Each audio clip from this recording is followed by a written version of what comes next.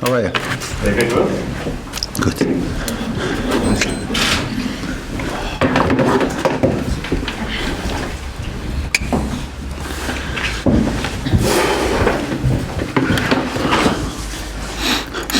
Okay, broadcast section first, kicking off with Roger. Hi, Roger. First of all, any team news, any new injury concerns ahead of the game yesterday? Yeah, we have a few since the Palace game. You know that. So Zabaleta is suspended, can't play. Then we have from the game again. We have Collins who has been injured for a few weeks now. Then in a game against Palace, Fonte. And in training we have two injuries that for the players that ain't gonna make it for tomorrow. That is Antonio and Sam Bayram. So we have altogether 5 or 4 injuries plus one suspension. Those new injuries, Antonio and Byron, what are the nature of those? Are they likely to keep them out for a while as well? Sam will be. They're both muscle injuries. Sam will be out 4 or 5 weeks, and Antonio should be fit for a game against Watford, which is after international break. So that's the case now for the moment. You have quite a selection headache then ahead of this game with those players out. Quite a lot of difficult selection. Yeah, we have few injuries. Like it happened so quick, so fast. Like before Palace game, apart from James Collins, we had all the players fit, but then in a game, as I said, with Fonte, with the suspension of Zabaleta and with a couple of players like Antonio and Sam, we have few. Reed was injured, that's why he didn't play against Palace. And also Cresswell went out in a game against Palace because of a dead leg that he got in a Spurs game. But they are fit and they trained today and they should be okay for the game against Liverpool. How has this week been after the disappointment of drawing that game in the manner that you drew it last week? And given that there was a lot of very public criticism and within the club, and we see people like Joe Hart using words like unprofessional. Yeah. Has it been difficult this week maybe to bring the players back? No, the whole week. We had those 2 games against, like if we are talking after the defeat against Brighton, we said that in a week we have 2 big games, and first one was against Spurs that gave us a lot of confidence and everything, and then this game I can't say that it brought us back totally, but it is especially with the way that game ended, like with the way that we conceded the second one. It was a big blow for us because it's another opportunity wasted to climb up the table. It was really 2 very important points dropped. So it hit us, of course, but then that was Monday, okay, and then we recovered and we came back in a zone to be positive and to be concentrated for the game against Liverpool. Of course, we have that kind of goal that we conceded. It's hard to swallow, no matter it's week gone by now, but it was a very, very cheap goal. And it shouldn't happen, should have not happened on this level of football, especially at the end of the game. Was it something you've had to speak to your players since, just about those levels of concentration and seeing a game out? It's something that perhaps you shouldn't think you'd need to do at this stage of their career? Yes, but then of course you have to analyze. There were more individual talks with the players who were involved with that. And I know that a lot of people from football, when they were analyzing that goal, blamed Antonio. And of course Antonio had everything in his hands, like 10 seconds, and he knew. And I spoke to him a few times, and he took the blame for the goal. And the irony is that, like in the last 10 minutes of that game, he was keeping the ball in a corner, like he was, because they were pressuring us and all that. Our midfield that we knew was a bit tired from against Spurs because all of them played, but unfortunately we couldn't stick to our plan to sub one of them because we had to make 2 substitutions of Cresswell and Fonte during the game that we didn't plan. So we were dropping, and Antonio was the one, that's why we put him on the pitch. He was the one that was really giving us a breather far from our goal. And he was doing that last 10 minutes. But in a moment that you really need it, and he knew it's the end of the game, unfortunately he took a wrong decision. And he took the blame. But I said straight after the game, and I said to the players that it wasn't only Antonio. It was 3 or 4 our players. They were, if we want to say it in a nice way, I would say that they were too optimistic. They were thinking about games gone. I'm in a position to score the 3rd one that we didn't have to. We didn't need that 3rd goal. The game was over. So, but what I'm trying to say, what I'm saying is that Antonio, it was a bad decision to cross the ball, but he wouldn't cross that ball if we didn't have 3 of our players in the box, and they shouldn't be there. Maybe 1, yes, striker has to be there to be fair, but we had to be in our position if Antonio makes a mistake to stop them having another chance to attack us. From your point of view, where people are looking at results and perhaps talking about your future, how difficult is that to take when your team is conceding goals that are individual errors and nothing you can do to control something like that? It's hard, but it's I didn't see that goal or my position or relating to my position.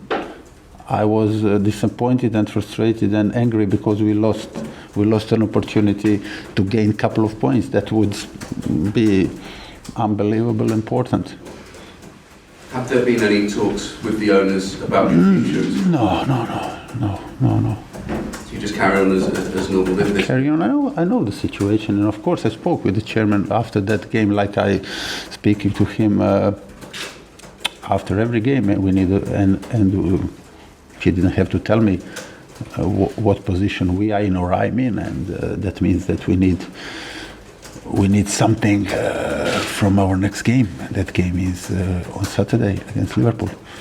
When you say we need something from the next game, do you see yourself in a position where you need something? Yes, of course. Personally? Of course I do. I mean, we are in a position that we didn't want to be in. If you're talking about my position, I know it's because it's been there for quite a time now, and every win, even in a cup, but especially in a league, will take me or us. But if you are talking about me out of that position, closer to the comfortable position, and every bad result or the points that you are not taking put me or the team in a worse position. But I don't divide it. You know what I mean? I don't divide it my position and team position. You know, we are all in the same boat, and I know that. And my job is to look after the team and to prepare the game against Liverpool, thinking about that as a very important game, not thinking about my position. You know. Do you remain confident that you can turn the results around? Yes, I do. Of course, I do. Otherwise, I wouldn't be there here in this position. I would say, look, guys, West Ham is more important than any individual here, and that counts for me first, you know. But I'm confident, of course, but I have to do it. In terms of this game against Liverpool, their form away from home hasn't been particularly good. They've conceded a lot of goals. Is this a good opportunity, perhaps, to get into defence, particularly someone like Andy Carroll, perhaps, who's a former Liverpool player? Look, they have their objectives, you know, probably, or if you are reading the press and all that, they are not very happy with their position, or the press is not very happy with the fans or whoever. But of course, they are a very good team. They play offensive football, and it leaves them a little bit open at the back. That some teams like Spurs grab that chance, and we analyze them, and it's not only Spurs that have exploited that chance. And so when we play them, we have to be very solid, because attacking-wise, they are creating chances, they are using spaces. If you are open, they are like destroying you and all that. They have that pace and the quality up front or on the flanks. But of course, when you take a ball, if you have a good transition and players in the right positions with the right movements and in a good form, you can harm them. You can hurt them. We see Andy Carroll up against his old club. Given the frailties that they appear to have at the back, is he sort of the ideal player to be going up against that defence? He's definitely one of the weapons for that, one of the players who can hurt them, but also we have a few other strikers who are in a good form. If we are talking about the strikers who started the last game, both of them scored goals, and which is very important thing for them individually and for the team as well. So in that department we are good now. Thank you. You've mentioned the squad depth, and perhaps there's a bit of a problem there. Are you starting to already think about January? Are you starting at... No, I don't think about January. Okay, we are talking about that, but the full concentration is on Saturday games, especially that after that game there is international break. Yeah. This period in the season, there are injuries. It's also the same for Liverpool. They've got quite a few injuries, and is that just something that you were expecting as part of football at this time of year? It is part of football, but it's a bit of strange, because 1 week ago we were talking about having a full squad, and that was like, if you remember, you asked me before a Palace game, like a big headache, because some of the guys who played against Spurs, they played really good. We had a great result, and now the headache about what team we're going to put on. Against Palace, we had everybody apart from James Collins and then Winston Reid. It was basically day before a game. But now, during this week, we had another few, especially defenders, and it doesn't look great now in that area of the pitch, of the team, let's say, but we are in a position to have a good selection and to put a good team out. And it's a difficult balance to make, isn't it? You mentioned about Liverpool and the defensive frailties that perhaps you could try and exploit, but at the same time remaining solid. Is it a game where you're going to be tempted to go with perhaps Chicharito and Carroll up front? Is it going to be that sort of match? Look, you have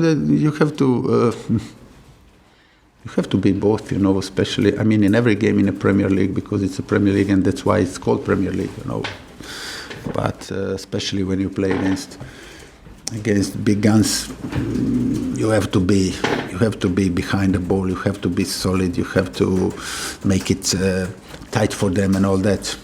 In the same hand, of course, in the same game, you can't only defend, You have to exploit the weaknesses and the space that they are leaving behind. So it's hard to find the balance, of course, but when you're competing against the best ones, you have to be complete. But it's same for them, They are also, when they are analyzing their situation, when they are analyzing their season so far, they are probably very happy with the way they are attacking, with the options there, with the chances they are creating in almost every game, and they are probably not happy with the defensive phase of the game. And also they are trying to find that kind of a balance. You said earlier you need to get something out of Saturday's game.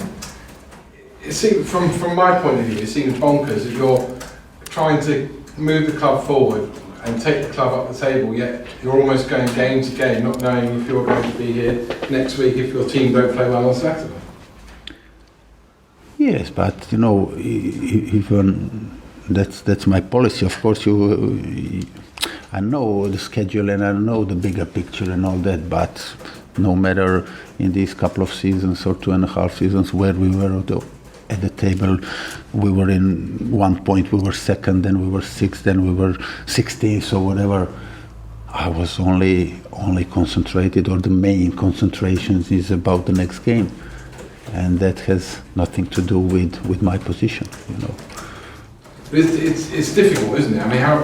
It's difficult, yeah, but it doesn't make it more difficult to prepare the game. You are preparing the game without thinking of something else apart of their last couple of games, their last 3 games, their team selection, their injury records or whatever, and yours, trainings and everything. And that doesn't change.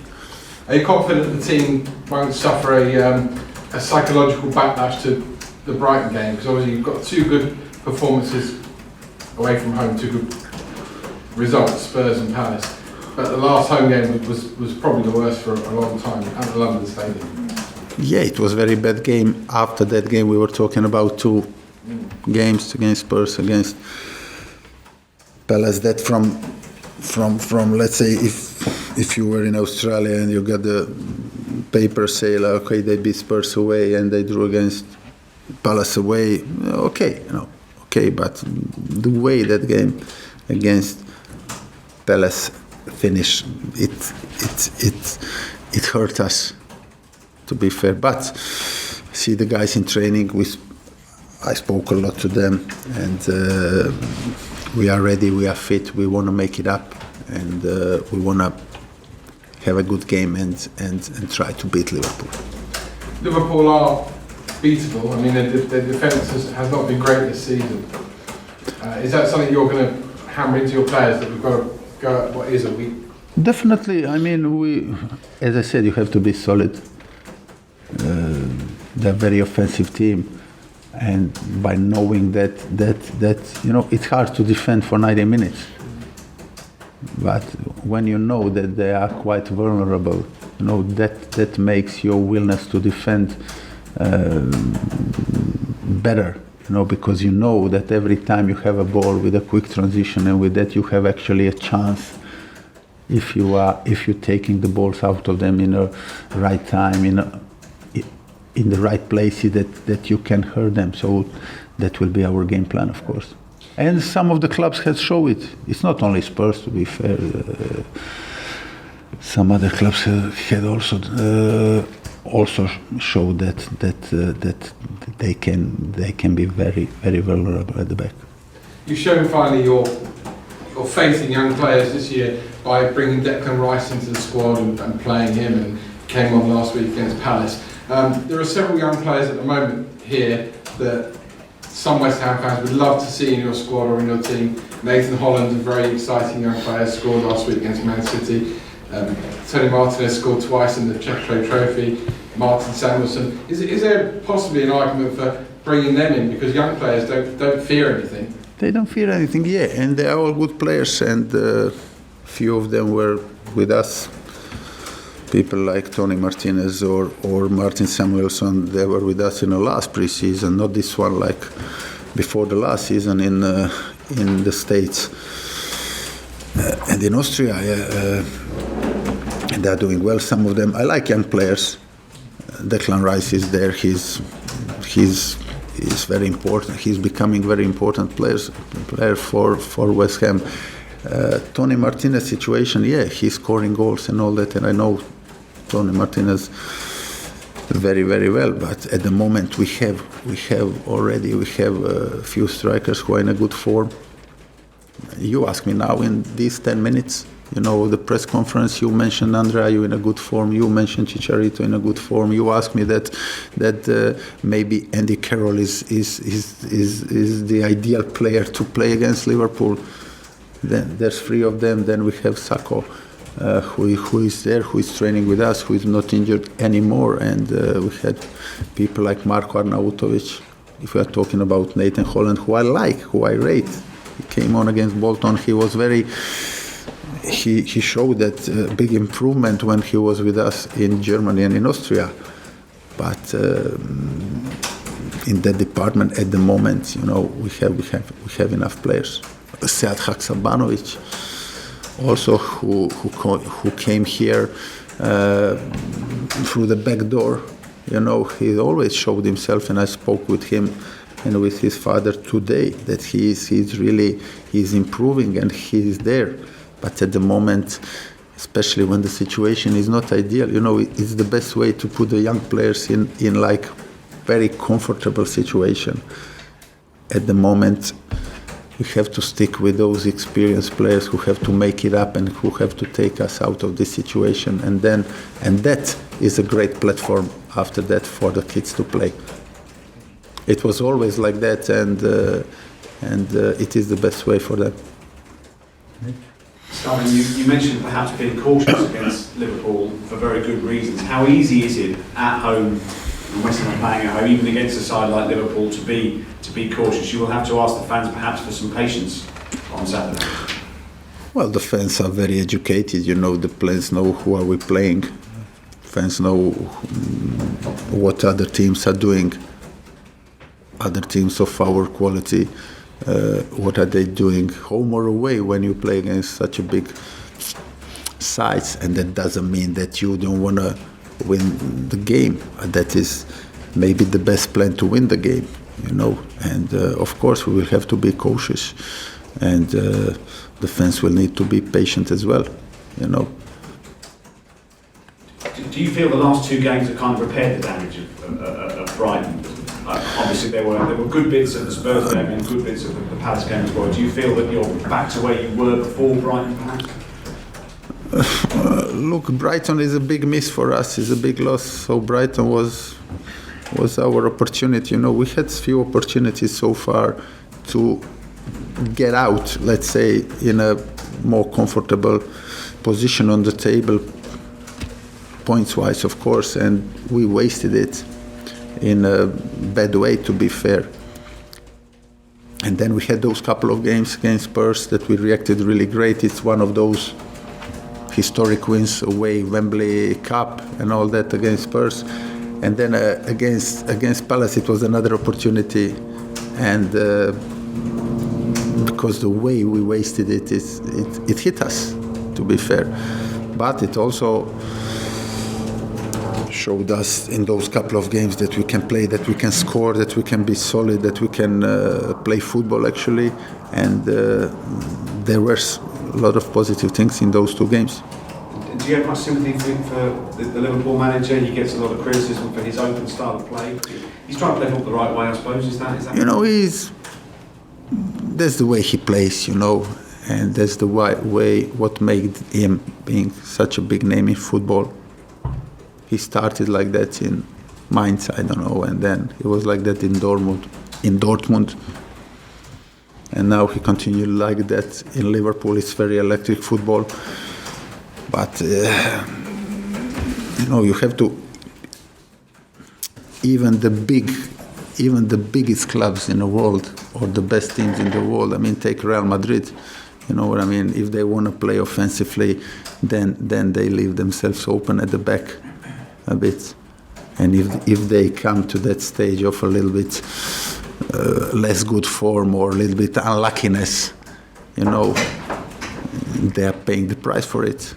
But what I like about them is they don't change their approach and they continue to play like that. Okay, cameras off, please, guys.